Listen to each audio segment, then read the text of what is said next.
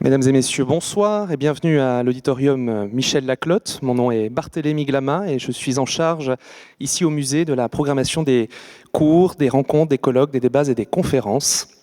Et ce soir, nous avons la très grande joie de vous proposer une troisième itération du cycle La trace sensible des choses, qui prolonge et accompagne la très belle exposition de Laurence Bertrand d'Orléac, que je salue ici ce soir, Les choses, une histoire de la nature morte, que vous pouvez encore découvrir si vous ne l'avez pas déjà vu pendant quelques mois dans le hall Napoléon, juste à côté. Et ce soir, nous allons bien sûr parler de nature morte, mais de nature morte un tout petit peu particulière, vous le verrez, de ces natures mortes que tout un chacun nous amassons, nous collectionnons, nous rassemblons, et nous avons la très grande joie d'accueillir pour cela Alain Jobert. Nous sommes très heureux qu'il ait accepté de s'emparer de ce sujet. Alors présentons encore Alain Jobert, qui est un grand ami, un grand habitué de cette maison, journaliste scientifique, vulgarisateur au sens noble du terme, auteur d'essais, de traductions, de romans, dont Valparadis en 2004 était récompensé par le prix Goncourt du premier roman. Mais vous êtes aussi, cher Alain, auteur de livres d'art. Je crois d'ailleurs que le dernier, qui s'appelle Zeste, parle lui-même de choses, de la présence de ces agrumes dans l'art. Et vous êtes bien sûr surtout l'auteur de la série Palette, que nombreux ici sans doute connaissent déjà, ces 50 films produits par Arte, maintes fois récompensés, qui ont fait le tour du monde. Nous sommes très heureux de vous avoir ici, cher Alain.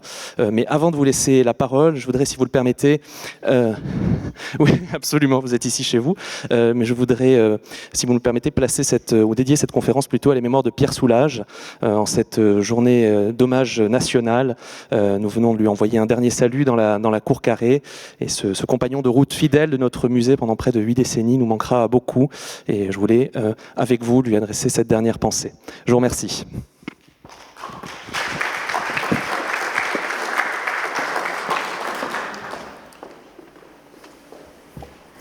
Il faut que je me hisse sur mon siège. La nature morte n'est pas seulement un portrait de choses destiné au musée. Chacun, chez soi, compose à sa façon des natures mortes. Par exemple, en accumulant au cours de la vie de menus objets liés à des souvenirs heureux, ou parfois au contraire funestes, ou bien en amorçant des collections peu coûteuses, souvent abandonnées en cours de route, ou encore en assemblant des objets, pierres, plumes, débris, trouvés au hasard de promenades, d'errances urbaines ou de voyages lointains. Parfois, les objets sont le fruit de visites régulières aux puces ou dans les brocantes et ne sont là que du fait d'un caprice passager. Les rayons des bibliothèques, les dessus de cheminées, les socles, les vitrines ou des meubles de présentation sont les réceptacles de ces accumulations. Certains de ces amas sont de vraies collections d'amateurs, d'autres des suites sans autre signification que les épisodes de nos vies. Ces natures mortes sont des souvenirs bien vivants. Ainsi, au cours des années, mon bureau, mes rayons de bibliothèque, mes dessus de cheminée, des tables, ont vu s'accumuler des dizaines de menus objets disparates qui, parfois sans aucune parenté entre eux, outre des élevages de poussière, composent des sortes de natures mortes, du banal au comique, de l'inquiétant au magique, du souvenir au rêve. Je veux raconter, image à l'appui, l'histoire d'une cinquantaine de ces objets qui m'encombrent, mais dont je ne peux me passer, et qui, au cours des déménagements, s'égarent et de toute façon ne retrouvent jamais leur ancien agencement.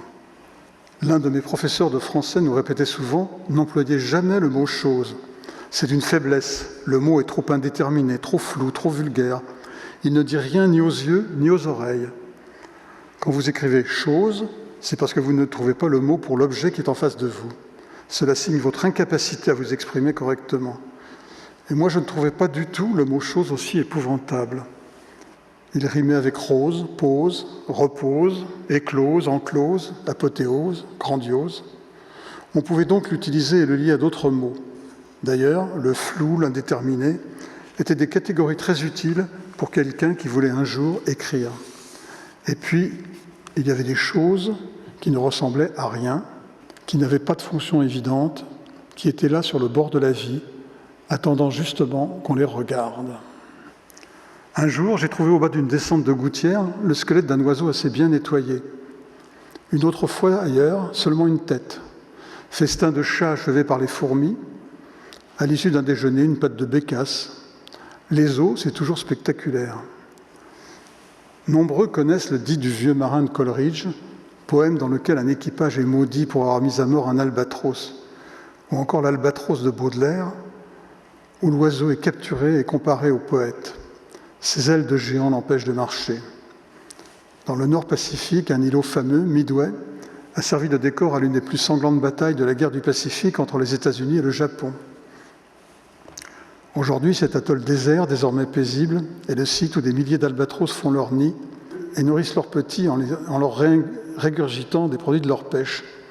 Mais voilà, cette zone du Pacifique Nord est devenue un immense et énorme vortex où des milliards de fragments et d'objets de plastique insolubles venus du monde entier s'accumulent et tournent éternellement.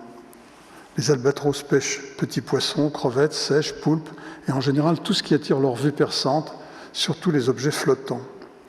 Ainsi, ils gavent leurs petits en leur recrachant bouchons colorés, capsules, peignes, tubes, stylo-billes, brosses à dents, menus fragments d'emballage et même briquets. Et bébés comme parents ne tardent pas à périr. Je ne cesse de méditer sur ces images terribles d'un mal sans doute irréversible. Sur le sable de l'atoll, entre les anciens blocos de la guerre, ne reste plus dans les vieux nids que les carcasses des oiseaux remplis de cette pêche mortelle qui témoignent de la grandeur de notre civilisation. Comme Baudelaire, comme Manet, comme Gauguin, comme Conrad, étonnant voyageur, j'ai été pilotin et je me suis embarqué à 17 ans sur un paquebot marseillais, le Provence, qui faisait la ligne de l'Amérique du Sud. Des mers australes, j'ai rapporté des monceaux d'histoire, quelques fétiches et coquillages, mais en fin de compte assez peu d'images. Sur un rebord de cheminée, mon paquebot, depuis longtemps démantelé, voisine avec cet horrible croiseur Aurore, le héros de la Révolution russe, qui lui se visite toujours, monstre d'acier de la belle époque, monument de kitsch maritime. On lui préfère de loin les beaux voiliers qui paradent encore dans toutes les fêtes navales importantes. J'avais bien aimé l'Esmeralda, le navire école de la marine chilienne. Un très long 4 mâts goélette, beau et léger comme un oiseau. En le regardant, toute voile dehors, hérissé de phoques, de flèches et de trinquettes, prodige de blancheur et d'innocence, on pouvait rêver à tant d'aventures, dans le sillage de Melville, de Stevenson ou de Conrad, lagons, cocotiers et vainés. Jusqu'au jour où j'ai appris que ces soutes, pendant et après le coup d'État de Pinochet, étaient devenues des prisons. Tandis que les midships dansaient sur le pont pour fêter leur promotion, on torturait dans les cales.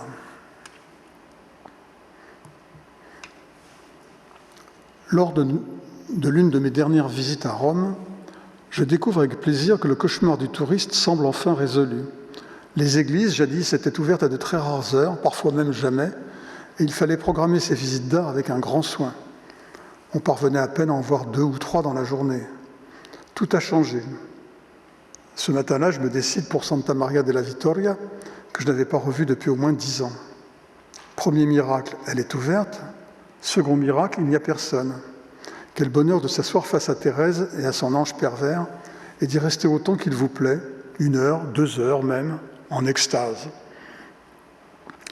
Avant de repartir, je passe par la sacristie. Un bon gros moine à l'air placide tient les lieux. Il est en train de vider sa gamelle, c'est midi. Il mange à la cuillère des fusilli assaisonnés de sauce tomate. Je choisis 6 ou 7 cartes postales. Je m'approche de sa table. Il glisse les cartes dans une pochette blanche. Je paye. « Aspetta, attends, me dit-il. » D'un tiroir, il sort un petit plastique de format carte de crédit ou de téléphone, le bénit, l'embrasse, me le tend, puis bénit ma personne et aussi me bénit en dessous de la ceinture en me souhaitant une féconde postérité. Je sors, je regarde la carte. C'est un portrait rieur du tout nouveau pape. En cassant un morceau de la carte, on en extrait une médaille qu'on peut s'accrocher autour du cou. Je n'ose casser l'objet et je laisse ce pape plutôt rigolard définitivement en compagnie de Sainte Thérèse. Drôle de signe des temps, il y a désormais chaque année ce qu'on appelle pompeusement un vide-grenier dans chaque village ou ville de France. En errant à travers une de ces brocantes étalées à même la chaussée d'un village du Midi, j'aperçois cet étrange objet. Il me séduit à l'instant même sans que je puisse comprendre vraiment ce que c'est. Je m'en empare aussitôt, ce n'est pas très bon marché, mais je n'hésite pas. Il me plaît, je le rapporte. J'imagine qu'il avait été fabriqué pour des séances particulières dans un club d'adeptes du marquis de Sade ou de sa chère Mazoche. Un collier de cuir rembourré de crin, de longs clous rouillés mais très beaux car forgés à la main et de forme ancienne, des harnais du même cuir permettant de faire tenir ce collier sauvage autour du cou délicat d'une jeune personne dénudée ou d'un esclave volontaire errant à 4 pattes dans une noble assemblée de fêtards. Quelques années après ma découverte, j'ai reçu une invitation de l'un de mes voisins illustres que je ne connaissais pas. Sous le haut patronage de Pierre Cardin, membre de l'Institut, le Rotary Club de Gordes serait heureux de votre présence à la conférence suivie d'un cocktail dînatoire donné à l'occasion du bicentenaire de la mort du marquis de Sade au profit des enfants autistes du Vaucluse, le samedi 14 juin à 18h30 au château de la Coste, en présence du comte Hugues de Sade, etc. Rotary Club, cocktail dînatoire, enfants autistes, marquis de Sade, bicentenaire, tout cela crée un salmigondi fort étrange. Je ne savais pas qu'il pouvait y avoir un Rotary Club dans une si petite ville que Gordes, ni que le Vaucluse puisse être peuplé de tant d'enfants autistes. Et je m'étonnais qu'on fête ainsi le bicentenaire de la mort de notre marquis. Il avait adoré son château et la vue qu'il avait depuis sa terrasse sur les collines du Luberon. Mais aurait-il accueilli une telle mascarade ? Évidemment, je ne suis pas allé à la Coste, je n'avais pas envie de connaître les descendants du marquis. J'ai placé l'invitation avec le collier, cela faisait une sorte de contrepoint logique. En fait, si cet objet avait été un instrument de torture, le cuir du collier n'aurait pas été adouci par le rembourrage de crin. Très bel objet, me dit un jour un voisin paysan. C'était le collier protecteur des chiens qui traquait les loups ou les ours dans ma jeunesse. Et puis, bien sûr, comme tout le monde, j'aligne sur mes rayons des photographies de famille. En m'extasiant chaque fois que je passe devant, pardon pour la banalité, de la ressemblance d'une génération à l'autre. Et il y a même des moments précis où l'une est le sosie exact de l'autre, mais à un autre âge. Phénomène plutôt intrigant, on ne sait plus qui est qui. Ma fille Aurélia, future artiste, à l'école, la maîtresse lui demande de dessiner une rue. Travail patient sur une plaque de papier métallique. Qu'est-ce que c'est ? Eh bien voilà, c'est une dame et sa petite fille, sous les bombes, au Vietnam. On est en janvier 1973, elle n'a pas encore 6 ans. À chaque génération, sa culture. Sils Maria, un petit lac de haute montagne dans un massif splendide à l'extrémité de la Suisse. À quelques kilomètres de là se joue régulièrement le sort du monde. Les dirigeants se réunissent dans des hôtels de luxe noyés dans la neige. Mais ici, plus bas, silence absolu, calme, repos. Des pentes herbues, des chemins sans obstacles, de jolis bois de contes romantiques. En tournant autour du lac, Friedrich Nietzsche est tombé en arrêt devant un gros bloc pyramidal abattu par l'érosion d'un large filon de schiste vert. Ce sera une des sources de son Zarathustra. Comme le bloc trempe dans le léger ressac du lac et les glaces hivernales, des morceaux s'en détachent, un souvenir de plus.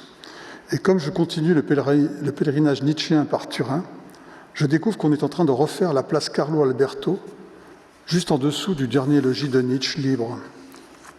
Sur ce pavement stationnait le cheval battu, au cou duquel le philosophe-poète s'est jeté.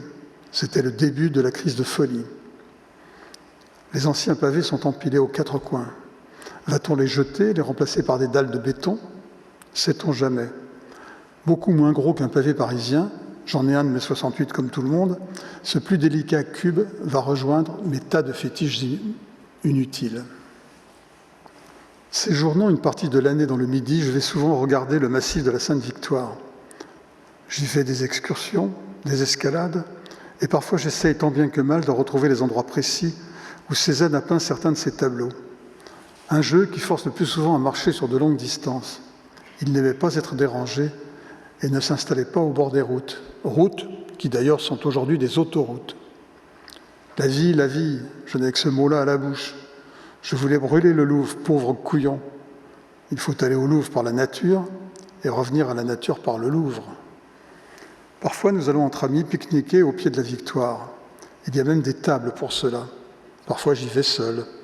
Ensuite, c'est le rituel. Retour en ville, 3 boules de glace, vanille, fraise, citron, à la terrasse des 2 garçons, en regardant couler l'eau de la fontaine moussue du cours Mirabeau, et surtout les jolies passantes qui sont légion. Il y a quelques années, un centenier, Michel Giraud, a eu l'idée d'ajouter à la petite foule des personnages de la crèche provençale, paysans, gendarmes, chasseurs, bergers, tambourinaires, rois mages, meuniers, pêcheurs à la ligne, celui qui manquait au décor aixois, aucun rapport avec la nativité, le peintre, dont le motif favori, bien sûr, est la montagne sacrée. Les coquillages, impossible d'y échapper. De la plus modeste coquille d'huître au gros ourite, personne ne peut s'empêcher d'en garder. Souvenir de quoi? De nos origines océaniques, une très vieille trace de vacances enfantines, une visite à la mer une fois adulte, une escale exotique, un cadeau amoureux. Leur forme parfois est équivoque, leur nacre, leur élégance, tout concourt à en faire des objets précieux. Et même cassés, érodés, usés par de longs séjours dans les remous marins, ils gardent leur dandysme. J'en ai quelques-uns, ils font bon ménage avec l'étoile de mer ou l'hippocampe. Moi aussi, je porte souvent à l'oreille ces nacres pour entendre le bruit de la mer. Moi aussi, je touche chaque jour la porcelaine fétiche qu'elle m'avait donnée. La première rencontre, ainsi qu'on le lit chez les auteurs antiques, c'est comme s'il s'est trouvé soudain face à une déesse, il est ébloui, il ne comprend pas son trouble profond, il chancelle, il tente de reprendre ses esprits, il se demande s'il n'est pas victime d'un sort. Il faut absolument se désengluer de cette hypnose, rationaliser, s'en moquer, tourner le dos, hausser les épaules, jeter le charme par-dessus le balcon, sur la plage, même en attendant la marée haute. Mais non, il est charmé par cet envoûtement, justement. Il va s'y complaire, y demeurer longtemps, être heureux et découvrir soudain une nouvelle vie, un retour de jouvence. Il était tellement amoureux, printemps, nirvana, épanouissement, qu'il avait envie de le dire au monde entier. On rencontre chaque jour des dizaines de gens, ils laissent à peine une trace légère dans notre mémoire. Elle, c'est tout autre chose, le surgissement même, l'amour, l'être, la courbe parfaite d'une conque marine. Ou alors, elle n'aurait été que l'émissaire de la mort, l'envoyé cruel et impitoyable de cette divinité noire, universelle, d'autant plus séduisante et incontournable qu'elle avait pris des traits divins, ces yeux d'or si étranges qui, après leur séparation, lui rappelèrent un matin soudain violemment l'image d'un poème italien qu'il avait appris par cœur bien des années auparavant. La mort viendra et elle aura tes yeux. Cette mort qui vous accompagne du matin au soir, insomniaque, sourde, comme un vieux remords ou un vice absurde.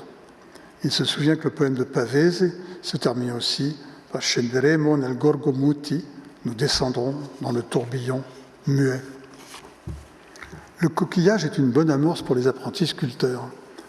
La forme est déjà dans la matière, comme le verre est dans le fruit. C'est un marbre blanc bon marché. On accole des coquillages, on en fait des pendentifs, des boîtes à bijoux, des cendriers, des petits personnages, des divinités marines, toutes sortes d'horreurs vendues dans les boutiques des stations balnéaires. Ou bien un piédestal pour cette joyeuse bande de dauphins. Comment trouver un objet plus laid? Et pourquoi ne pas les collectionner, ces monstres de l'artisanat naïf? Il y en a partout, à tous les coins de rue et de brocante. Mais un seul suffit. J'ai peur. J'ai peur que le laid, le kitsch, dépasse l'intention comique et parodique de départ et finisse par témoigner du mauvais goût du collectionneur. On s'arrêtera donc là. Un mince trait gris file sur le carrelage. Je bondis, aussi vif que le chat, m'en saisis et regarde la petite bête dans le creux de ma main.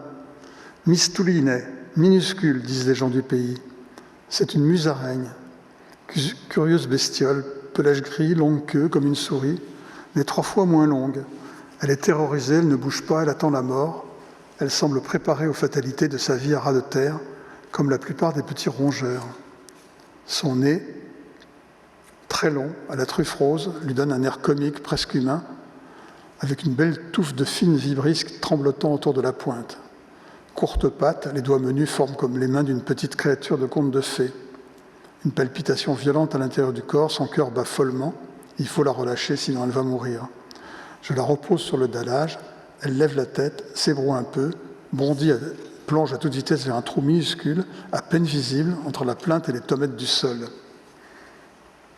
On n'imaginait pas que ces plates bordures d'intérieur pouvaient servir de nid à une bête même si modeste.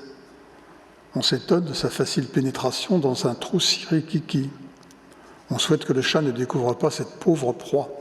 On est content d'avoir un tel hôte chez soi, même si l'on ne sait pas de quoi il peut bien se nourrir. On se demande si la musaraigne est seule ou en couple, et surtout si elle va survivre. On découvre dans le dictionnaire que c'est le plus petit mammifère du monde. On se prend à imaginer la vie quotidienne d'un être si fragile dans cet univers de fissures imperceptibles, de rocs himalayesques et d'herbes hautes comme sur les séquoias géants pour nous. Et puis, un jour, en soulevant un tapis, on la retrouve, aplatie mais 2 fois plus grande, desséchée, piètre fantôme d'une bête si vive qui s'était égarée dans un monde pas du tout fait pour elle. Une petite boîte sera son sarcophage. Elle se retrouvera dans la ménagerie des tout petits desséchés, mantes, cigales, lézards, frelons, bourdons, à côté des plus gros papillons et araignées. Parmi les aventures d'une vie longue et par ailleurs bien remplie, il y a eu le désir de peindre, de devenir aussi un artiste. L'illusion qu'en accumulant les outils, les pinceaux, les couleurs, les accessoires les plus divers, l'essentiel était fait. Crayons, fusains, pastels, aquarelles, huile, tout s'offrait à moi. Et puis l'immense poème déroulé des noms de couleurs. Bleu de cobalt, jaune de Naples, rouge corail, rose tyrien, lac de Garance, rouge de Venise, noir d'ivoire, terre d'ombre, terre de Sienne, vert véronèse, brun Vendique. Rien que prononcer ces mots magiques, le travail semblait fait. Les premiers essais n'étaient pas si mauvais, j'ai offert quelques œuvrettes, j'ai jeté le reste. Il faut du temps, beaucoup de temps, et même plus que le temps. C'est une autre vie, comme le piano. Il reste de cette époque quelques bribes d'un atelier fantôme que je regarde aujourd'hui avec nostalgie. Tout le monde s'extasie devant la naissance du monde. Je lui préfère cet autre tableau de Courbet qui porte plusieurs titres comme si on avait du mal à en avouer le sujet. Dans les plis et replis, fronces et commissures, froncements et fossettes des deux personnages, il y a 10 fois la naissance du monde. Les emmêlements des chairs des deux amis, autre titre du tableau, plus moralisant, paresse et luxure, ou banal, les dormeuses, ces entremêlements donc rejouent 10 fois la célèbre fissure, qui est le seul ornement du tableau scandaleux. Enfin, elles dorment les deux belles, et l'on aimerait savoir avec quoi elles rêvent. Borges a raconté souvent combien il avait rêvé de tigre. J'ai rêvé moi-même de rêver un jour de tigre, mais je crois que le seul animal d'importance que j'ai rencontré un jour en songe, c'était un cochon. Il retrouve dans une cave humide le petit coffre à jouets qui jadis regorgeait de trésors, cubes, peluches, moulins à musique, soldats de plomb, jeux de cartes, lapins mécaniques, locomotive et son wagon. Avec un peu d'appréhension, il soulève le couvercle. Plus rien. De vieux journaux moisis, des babioles cassées méconnaissables, une poignée de lapidis du Vésuve et 2 objets antiques, le plumier magique avec son couvercle à glissière, ses compartiments secrets, une merveille de son époque, pourra toujours servir. Et la momie d'un petit personnage, on reconnaît vaguement un des nains de Blanche-Neige revu par Walt Disney. Il a beaucoup souffert. Le caoutchouc médiocre d'après-guerre s'est désintégré, le personnage a perdu une jambe et un bras. Qui est-il? Simplet? Lui-même, on l'appelait souvent Simplet à la maison. Prof, grincheux? Les hypothèses fusent. Au cours d'un dîner, les convives se passent l'objet de main en main. Il perd encore de la matière qui tombe dans la soupière. Il y a là des Italiens, et l'on apprend à l'occasion d'autres noms de la bande des 7. Dotto, Mammolo, Eolo, Gongolo, Cucciolo, Pisolo, Brognolo. Et dans tous les pays, ça se répète sans aucun rapport apparent avec notre belle langue française. C'est fou, on n'imaginait pas que ces petites choses avaient su déclencher autant de noms de baptême.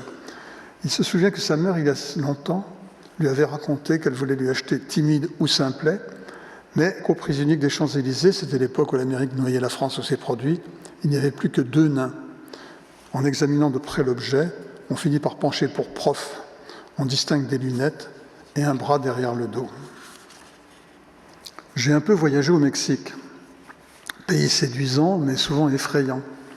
J'ai visité plusieurs tribus, les Tarahumaras, les Yaquis, les Panés.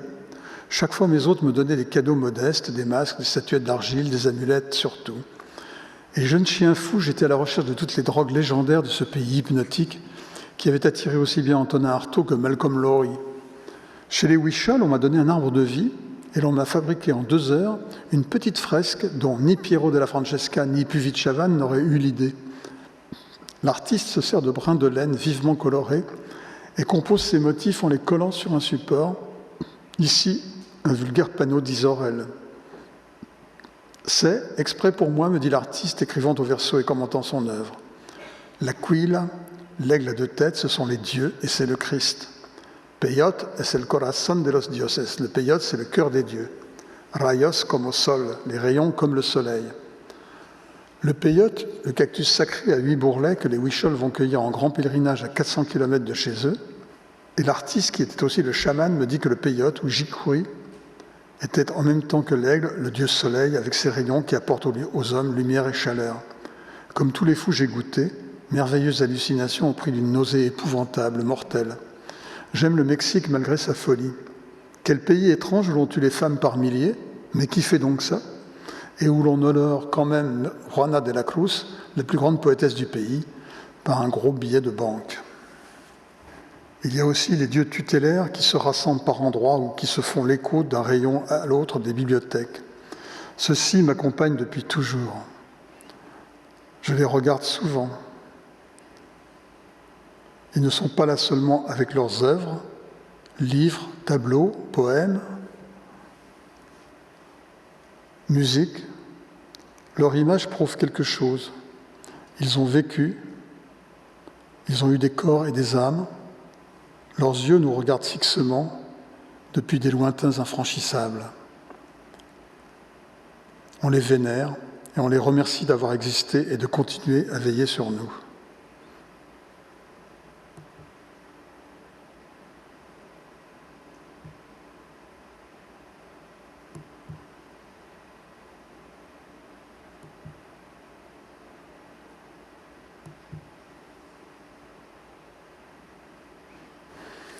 Et puis des flèches, des pointes préhistoriques, un harpon venu des soutes du capitaine Cook, des bricoles exotiques liées à la chasse, à la pêche, à la magie, un piquant de porc-épic trouvé sur le site de la bataille de San Romano.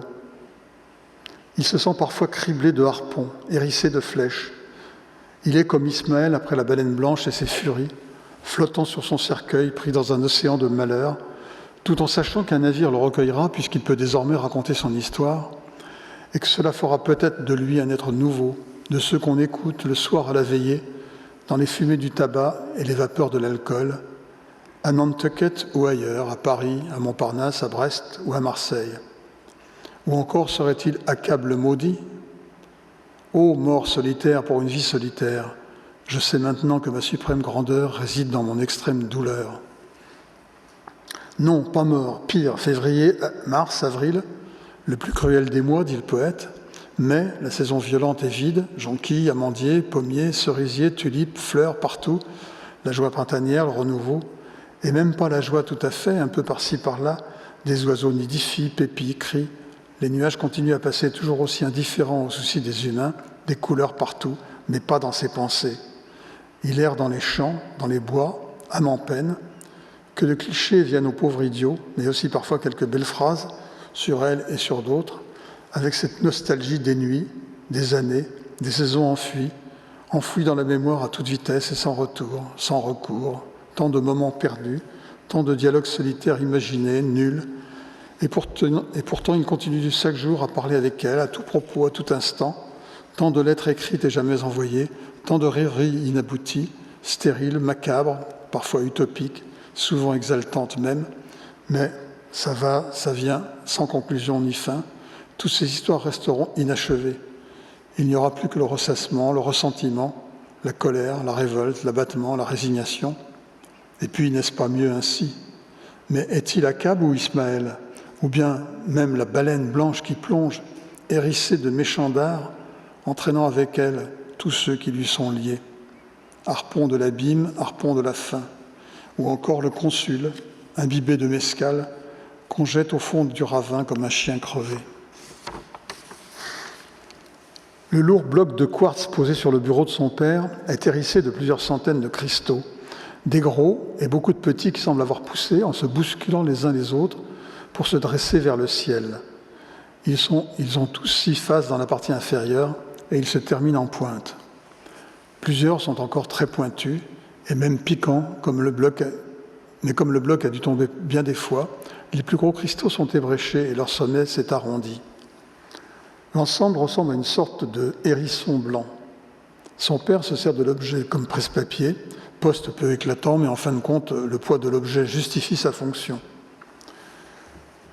Il vient souvent le voir. Ses yeux à hauteur du bureau, il peut plonger dans ce paysage énigmatique. Certains cristaux sont gros comme des noisettes, d'autres ont la taille d'une tête d'épingle. Plusieurs fois, il a essayé de les compter, il n'est jamais parvenu jusqu'au bout. Après un moment, sa vue se brouille, il ne sait plus où il en est. Entre les cristaux, par endroits, des crevasses profondes où s'accumulent des grains de poussière. Peu à peu, le bloc devient grisâtre. De temps en temps, sa mère s'en empare, le porte à la cuisine et le lave un instant sous le jet du robinet. Il craint que tout se mette à fondre comme du sucre en morceaux. Mais non, le quartz revient sur le bureau du père, blanc comme neige, éclatant. Comme il pose la main sur cette mer de cristaux, le contact lui plaît. L'objet est rugueux et pourtant il inspire une grande confiance. J'aurais pu raconter l'histoire de tous les cailloux qui m'entourent. Cela ferait peut-être un roman. Ce gros bloc de quartz dont j'ai hérité, mon père l'avait trouvé adolescent, avant la Grande Guerre, à la Vallée des Merveilles, au cœur du massif du Mercantour. Les autres captures ont toute une histoire. Ainsi, telle galère ramassée sur la côte de granit rose est liée à l'un de mes plus beaux souvenirs, alors que telle autre, cueillie juste un peu plus loin, me rappelle un moment terrible. Il y en a que j'ai ramassés parce qu'ils avaient des formes ou des couleurs étranges, en forme d'éponge, en forme de cœur, joliment percés. D'autres parce qu'ils me semblaient compléter par leur aspect les suites de logique de cette espèce de collection qui n'en était pas vraiment une. D'autres, enfin, parce qu'ils entraient dans la catégorie plutôt floue de pierres précieuses, lapis lazuli, pyrite, hématite. Mais bien sûr, elles n'ont rien de précieux sinon le rappel d'un moment d'errance dans les sentiers du Mont Blanc ou de l'île d'Elbe. Ils étaient l'amorce d'un cabinet de curiosités qui ne verrait jamais son achèvement. Âge préhistorique, fossiles marins, crottes de dinosaures, ceps de vignes serpentiformes, fragments de jaspe et de jade, bref, le tout venant. J'ai aussi du goût pour les grosses pierres. Au milieu de mes collectes, il y a quelques blocs de marbre. Pas n'importe quel marbre. Je suis fier d'être monté en haut du Monte Altissimo, une montagne de pur marbre blanc, où Michel-Ange était venu chercher le matériau de sa Pietà, un bloc parfait sans filon et sans bulle, dans lequel il voyait déjà, disait-il, la forme future. Le Bernin et quelques autres se sont aussi abreuvés à cette miraculeuse source de blancheur. Le cavalier disait que le marbre blanc était ce qui ressemblait le plus à la peau humaine. Et c'est vrai qu'il rosissait un peu en vieillissant. Depuis, le sommet de la montagne, dévoré par un peuple de fourmis industrieuses, est descendu de plusieurs centaines de mètres. Des machines incroyables, des scies géantes, découpent les blocs de 30 tonnes, que des camions tout droit sortis du salaire de la peur descendent par une route étroite dans la vallée, où dans un vacarme épouvantable, 100 ateliers s'affairent et réduisent les blocs en minces cloisons pour salle de bain, ou bien en blocs cubiques plus petits pour les ateliers d'artistes. Il y a là aussi bien Jeff Koons que Fernando Botero. Au bas du ravin, des carcasses rouillées de camions témoignent du danger. Je rapporte 3 ou 4 morceaux, mais à mesure que je m'éloigne de la montagne sacrée, Carrare, Florence, Nice, Paris, ils semblent perdre de leur éclat. C'est exactement la même matière que notre Sainte Thérèse ou Apollon et Daphné. Pourtant, chez moi, ce ne sont plus que de gros cailloux, d'ailleurs d'une blancheur fort douteuse, poussiéreuse et assez moche. En rôdant parmi les ateliers de Pietrasanta et de Carrare dans le vacarme de la poudre blanche, j'ai découvert que la région abritait une des plus grandes colonies d'anarchistes de l'Europe. Quel rapport avec le marbre blanc?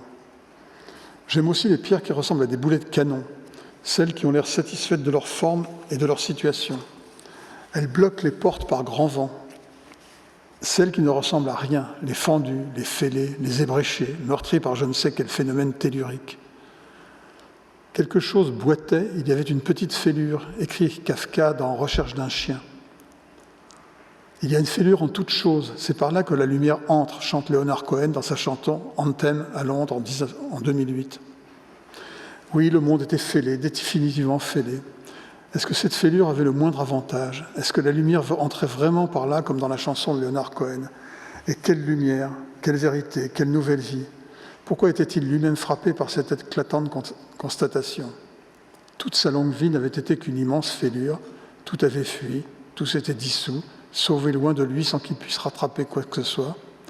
Et cette lumière arrivait beaucoup trop tard pour qu'il puisse en faire quelque chose. Et d'ailleurs, à quoi bon? Il aurait dû le savoir bien plus tôt. N'était-ce pas ce que les poètes, les romanciers qu'il aimait, ressaisiaient depuis toujours? Un monde fêlé, comme un rocher frappé par la foudre, encore elle, et d'où va surgir peut-être une source d'eau pure. Combien de chats dans une vie d'homme? 3, 4, 5? D'eux aussi, on garde le souvenir ému. Ce sont des êtres qui prennent facilement la pause et qui appréciez les décors mettant en valeur leur pelage. Quelle drôle de manie de se coucher sur votre page blanche et parfois aussi de griffer les mots que vous écrivez. Adios Rikiki, Loulou, et vive Gus toujours vivant. Cette terrible mise en garde de l'université de Salamanque au XVIIe siècle condamne tout voleur de livres à l'excommunication, rien que ça. C'est l'époque où les livres ne sont plus tenus au pupitre par des chaînes solides et où ils commencent à circuler, mais à l'intérieur des bibliothèques. Autant on aime donner des livres, en prêter, autant on déteste se les faire dérober, surtout s'ils sont faciles à subtiliser. J'ai toujours eu le goût des tout petits livres. Ils tiennent dans la poche, et même à plusieurs. Ce sont les compagnons rêvés pour les salles d'attente, pour les longs voyages ou les exils temporaires. Mais il faut les avoir dénichés un jour. Quel bonheur de posséder un tout petit Rimbaud, un Baudelaire qui tient dans la main, Stendhal, Gautier, Nerval. Mon préféré, c'est le Dante minuscule, un chef-d'œuvre de l'édition composé en 1904 et réédité souvent depuis. Malgré sa taille modeste et sa typographie, il est parfaitement lisible, accompagné de juste ce qu'il faut de notes érudites et adapté non seulement à la poche, mais même à un gousset, si les goussets existaient encore. Je l'ai découvert à 16 ans lors de mon premier grand tour, à Florence, où l'on fêtait je ne sais plus quel anniversaire du poète toscan. Il m'accompagne souvent, et je relis dans cette langue que je maîtrise à peine des passages que j'ai fini par connaître par cœur. Faute de pouvoir montrer toutes les femmes aimées, montrons du moins celles qui leur ressemblent et qui garnissent, elles aussi, plusieurs rayons de mes bibliothèques. Tomber amoureux. Il y avait dans cette expression une drôle de résonance. A priori, l'idée d'une chute. Boum, on a trébuché, on se casse la figure, ou bien on tombe dans un ravin. Aïe, ça ressemble à un désastre, mais c'est plutôt bien accueilli d'habitude. Rien d'une défaite, rien d'un échec. Et pourtant, c'est comme la fin d'une liberté. L'issue brutale de quelque chose qui nous dépasse et qu'on n'a pas vu venir. Une première chute peut en cacher une autre. On peut choir de Caribe dans Scylla, n'est-ce pas? Il avait en tête des fragments nombreux de textes appris ou simplement lus jadis. Il tombe sur son lit, sans chaleur et sans vie. À vous dire le vrai, je tombe de bien haut. Tous les gens sincères m'ont avoué que le livre leur tombait des mains. Une mère à vos pieds peut tomber sans rougir. J'ai vu de son courroux tomber la violence. Le coup qu'on m'a prédit va tomber sur ma tête. La haine sur Titus tombera tout entière. Le soir tombait, la lutte était ardente et noire. De Racine à Voltaire, en passant par Sévigné et en poussant jusqu'à Victor Hugo, ou même n'importe quel roman populaire, partout on tombait. Tomber était ainsi un mot terrible. C'était chuter, choir, déchoir, céder, perdre, s'écrouler, décroître, être vaincu, être prisonnier, échouer, succomber, mourir même. Il voyait bien que l'expression « tomber amoureux » n'était peut-être qu'une déformation, une extension de « tomber malade ». L'amour d'une personne était donc une catégorie particulière de maladie mentale, une affection qui s'attaquait à l'âme et qui faisait choir le malade dans un abîme fatal. L'homme doit tomber amoureux, dit Oden dans ses shorts, de quelqu'un ou de quelque chose, sinon il tombera malade. Guère plus d'optimisme dans l'expression « coup de foudre ». Là, nous sommes dans la pure catastrophe. Comme un éclair dans la nuit, la foudre qui tombe du ciel sans prévenir déchire les arbres, enflamme les navires, les granges pourrées de foin et les maisons pleines de trésors, tue les bêtes dans les champs, traverse les corps, incruste sa griffe dans les viscères, brûle ici ou là et souvent frappe à mort. C'était jadis le signe d'une colère divine, la marque de la fatalité, du destin impitoyable. Ceux qui en réchappaient avaient parfois d'étranges fougères sombres tatouées sous leur peau. L'image du coup de foudre amoureux tente de traduire une révélation brutale, intense, merveilleuse, une illumination soudaine et cruelle, la découverte de quelque chose qui peut-être était déjà en soi et qui éclot soudain, mais elle a donc son revers dangereux qu'on perçoit dès qu'on utilise les mots. Le coup aura peut-être des conséquences calamiteuses et morbides, des drames imparables, des cascades de folie et de malheurs prévus. Allez les amis, on vous avait prévenu, ne vous plaignez pas. le coup de foudre vous apparaît comme le sommet du bonheur, il peut vous détruire entièrement. Lorsqu'il ressassait cette expression, il lui revenait des phrases, des vers, de Racine en particulier, encore lui, qui aimait la foudre. J'entends gronder la foudre et sens trembler la terre. Iphigénie. Quel coup de foudre au ciel et quelle funeste avis. Phèdre. Fais attention, lui dit son ami Pierre.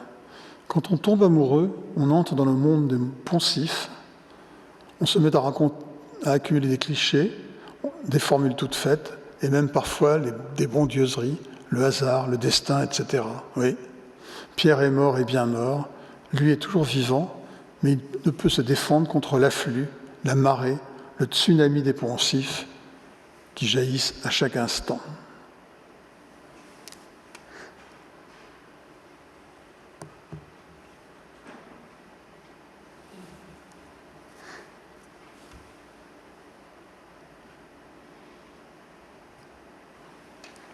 Lorsqu'on m'a présenté à Henri Cartier-Bresson, nous nous sommes découverts un même amour fou pour Piero della Francesca, pour l'art de la perspective, pour les couleurs du Quattrocento. Par la suite, nous avons échangé toutes sortes de choses. Il m'envoyait ses livres ou ses photos, je lui envoyais mes films ou des documents évoquant les peintres qu'il aimait de Piero à Balthus. C'est drôle, lui dis-je un jour, comme nous étions devenus plus familiers, mais votre nom est une des premières séries de lettres que j'ai pu apprendre et retenir, vers 3 ans. C'était pour moi un nom magique. Ah bon, et pourquoi? Ma mère était couturière, et au début, dans les années de la guerre et de l'après-guerre, elle travaillait à la maison. Par la suite, elle a ouvert une maison de couture, Faubourg Saint-Honoré. Mais quand j'étais tout petit, j'étais émerveillé par les bobines de fil. Chez nous, il y en avait évidemment des monceaux, et de toutes sortes, dans des espèces de boîtes à chaussures. D'abord celles en bois que ma mère me donnait lorsqu'elles étaient vides. Je surveillais donc attentivement la machine à coudre. Je n'étais jamais tout à fait content du fait que les belles étiquettes des bobines, une fois enfilées sur le taquet de la Singère, étaient crevées. Je les rafistolais tant bien que mal avec un crayon. Et j'ai aimé beaucoup aussi ces autres bobines de petits cylindres de bakélite rouge ou marron qu'on embrochait de la même façon sur la machine et qu'on appelait des tubineaux. Un drôle de nom, mais si délicieux à mes oreilles d'enfant. Cela était vidé bien plus rapidement et j'en avais toute une collection. Je constate que vous avez de la mémoire, me dit Henri tout sourire, mais sourire un peu crispé, je sais qu'il n'aime pas trop qu'on évoque ses origines familiales et la source de son aisance matérielle. J'insiste cependant. Avec les tubineaux, on faisait de très beaux colliers, bien plus originaux que les colliers faits avec les macaronis, et aussi des sifflets. Et donc la mention Cartier-Bresson, avec son joli sigle de broderie du C et du B, ce furent parmi les premières impressions graphiques de ma vie. Le collecteur d'objets préfère le minuscule. Cette noix, dans la famille depuis longtemps, est un miracle de l'artisanat savant. Ce n'est qu'une noix, une vraie noix, un peu plus grosse que la moyenne, certes, mais merveilleusement agencée. Lorsqu'on a ouvert sa minuscule serrure, on découvre que dans son joli capitonnage rouge cerise, elle est quand même capable de contenir tout un nécessaire de couture, ciseaux, tubes d'aiguille, dés, crochets. On imagine des lutins affairés à coudre la robe d'une princesse lilliputienne, ou bien un cadeau fait en rêve à un enfant qui ne saura peut-être jamais s'en servir. Et comme si le miracle de la noix avait engendré ce monde magique, voici que tous les petits objets se mettent à pulluler, tous plus étonnants les uns que les autres. Lorsque nous regardons une nature morte, nous nous isolons, nous recréons un autre monde miniature. À chaque objet, familier ou incongru, renvoie au monde extérieur, à moins, paradoxe de la rêverie solitaire, que ce soit le monde extérieur qui fasse irruption dans notre intimité et se concentre en l'étroit espace de notre champ de vision rapproché. L'âme, dans un objet, trouve le nid d'une immensité, disait Gaston Bachelard.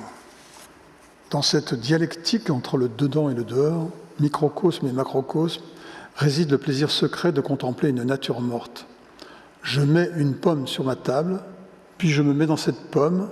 Quelle tranquillité! C'est un mot d'Henri Michaud, grand contemplateur de l'infini minuscule.